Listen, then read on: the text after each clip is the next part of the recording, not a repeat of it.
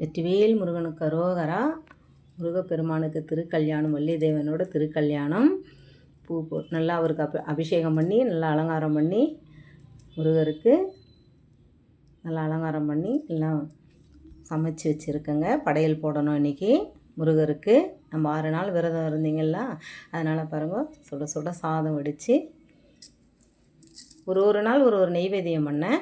வடை, உளுந்து வடை பொரித்து, கத்திரிக்காய் முருங்கைக்காய் மாங்காய் சாம்பார், பால் பாயாசம், தேங்காய் திருவி போட்டு பால் பாயாசம், உருளைக்கிழங்கு பச்சை பட்டாணி தொக்கு,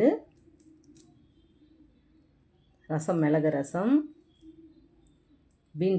பீன்ஸு பொரியல், தேங்காய் திருவி போட்டு படையல் போட்டு முருகப்பெருமானுக்கு ஆரத்தி காமிச்சு நல்லா சந்தோஷமாக முடிஞ்சது இந்த சஷ்டி விரதம். ரொம்ப மகிழ்ச்சியாக இருக்குங்க. நீங்களும் நல்ல சந்தோஷமாக இந்த சஷ்டி விரதத்தை முடிச்சிருப்பீங்க. வெற்றிவேல் முருகனுக்கு அரோகரா. திருக்கல்யாணம் பார்க்கணும், போய் கோவிலுக்கு போகணும், படையல் போட்டுட்டு கோவிலுக்கு போகணும், திருக்கல்யாணம் பார்க்க முருகருக்கு.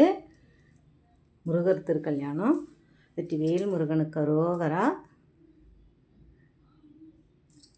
அழகாக இருக்கிறார் பாருங்கள் முருகர். பூவெல்லாம் போட்டு அலங்காரம் பண்ணி. தவணம் கிடைக்கலங்க, அதுக்கப்புறம் ஒருத்தர்கிட்ட சொல்லி வாங்கிட்டு வந்து தவணம் வச்சு அழகாக முருகருக்கு போட்டேன். இந்த வீடியோ பிடிச்சிருந்தால் லைக் பண்ணுங்கள், ஷேர் பண்ணுங்கள், சப்ஸ்கிரைப் பண்ணுங்கள். எல்லாம் புகழும் இறைவனுக்கே.